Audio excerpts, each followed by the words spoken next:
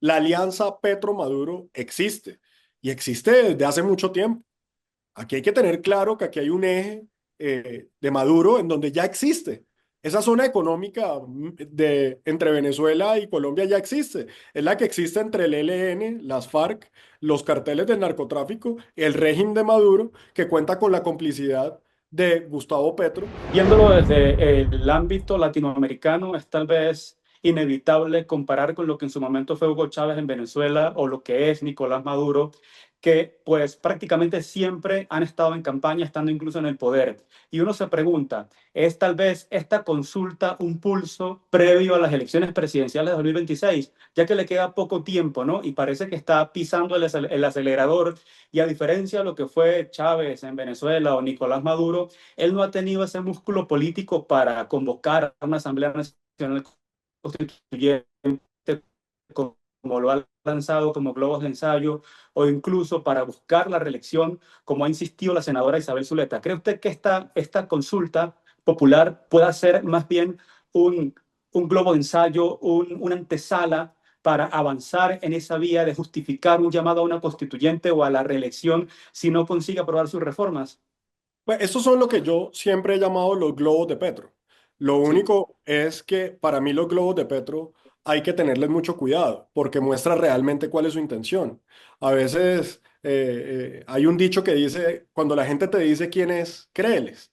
Y yo creo que el gran problema que pasó en Venezuela y que ha pasado en muchos países es que no le creen lo que la persona está diciendo. Cuando la persona está diciendo que va a expropiar, va a expropiar. Cuando la persona está diciendo que va atacar la propiedad privada, va a atacar la propiedad privada. Y digamos que en el caso de Colombia, lo que ha logrado suceder es que siempre que ha salido uno de estos globos, ha salido una sociedad libre, democrática, en su gran mayoría a rechazar esas iniciativas. Por eso, cuando habló de Asamblea Nacional Constituyente, rápidamente ese globo desapareció. Cuando habló de un referendo, rápidamente ese globo desapareció. Cuando habló inclusive de que los acuerdos de La Habana lo facultaban para convocar una constituyente a través de decreto rápidamente ante una oposición de un país libre, democrático, educado, que no come cuentos, rápidamente esos globos han caído.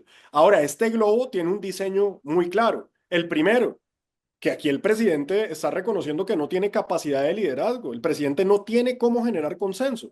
El presidente en el Congreso de la República, por su constante maltrato, por su constante política del odio, de la división, de fomentar la lucha de clases, de insultar a los congresistas, de maltratar a gran parte de la sociedad, pues hoy es un presidente que no tiene cómo sumar.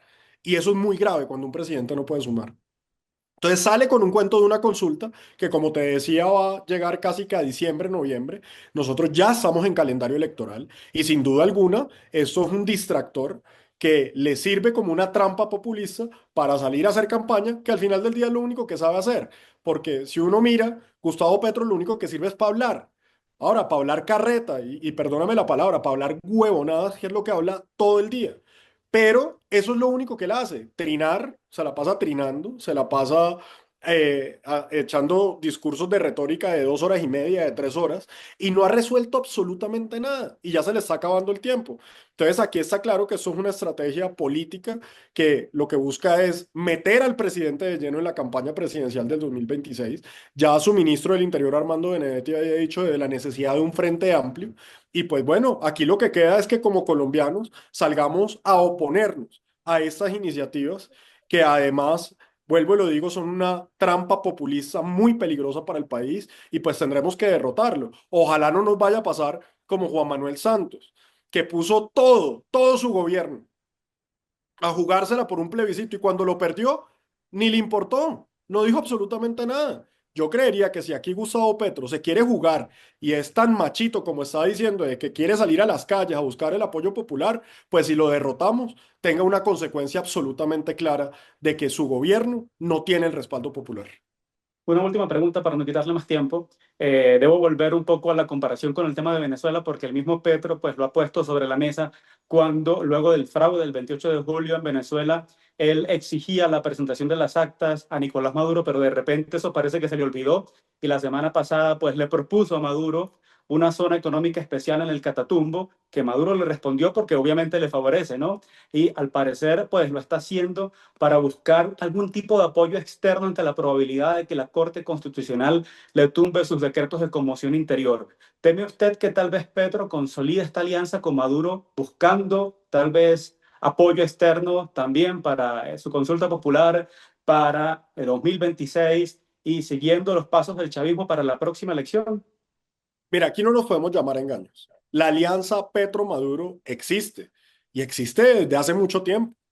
Aquí hay que tener claro que aquí hay un eje de Maduro en donde ya existe.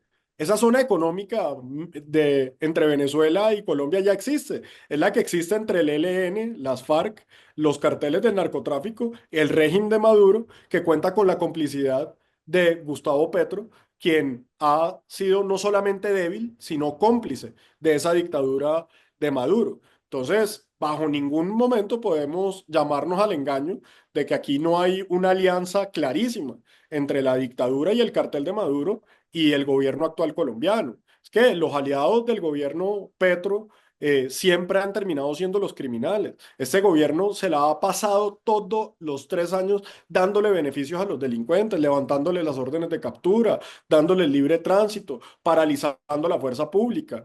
Se han hecho los de la vista gorda frente al constante paso y tránsito libre de las FARC y del ELN de Venezuela a territorio colombiano. Entonces, aquí hay una complicidad en todos los niveles entre el gobierno de Colombia y el cartel de Maduro. Ahora, que eso vaya a tener alguna incidencia en cómo la Corte Constitucional se pronuncie o frente a las decisiones del legislativo en Colombia, lo dudo. Pero sí, sin duda alguna, antepone unas situaciones que será que en Colombia en marzo, en mayo y en junio podamos tener elecciones libres. Y para poder tener elecciones libres, pues necesitamos recuperar territorios que hoy están en manos de los delincuentes, porque imagínense qué elección libre puede haber hoy en norte de Santander, puede haber en la zona del Catatumbo, cuando esa zona hoy está en manos de los delincuentes que están aliados con Venezuela. Claro, y sin embargo, no genera la preocupación si está apoyando un fraude en Venezuela dentro de un año elecciones en Colombia, pues no podría pues apoyar ocurrir lo mismo en Colombia cuando Gustavo Petro pues está prácticamente apoyando un fraude en Venezuela. Mira, Colombia tiene una institucionalidad muy grande y una institucionalidad sólida y se ha demostrado una y otra vez la independencia de los poderes a pesar de los ataques y las amenazas constantes de Gustavo Petro. Aquí hemos visto una Corte Constitucional independiente que ha fallado ya en diferentes oportunidades en contra del gobierno. Hemos visto una Corte Suprema de Justicia que no le ha temblado el pulso para investigar a funcionarios corruptos de este gobierno. Hemos visto un Consejo de Estado que ha tumbado muchas de las medidas que este gobierno ha hecho violando la ley y abusando de las normas y de las facultades que tiene el presidente. Y hemos visto un legislativo que en democracia ha aprobado algunas cosas y ha hundido otras. Y vemos unos alcaldes y unos gobernadores que también exigen su autonomía territorial y también no ceden ante la presión del gobierno. Yo creo que en Colombia hay una institucionalidad sólida, pero eso solamente nos lleva a que tenemos que ser más fuertes en resistir y en pensar claramente que el 2026 tiene que ser el año en el que rescatemos a Colombia, porque hoy, por el camino que Gustavo Petro nos lleva, es un camino peligroso, es un camino nefasto y que ha mostrado ser un camino que no es de resultados, sino de retórica y de populismo.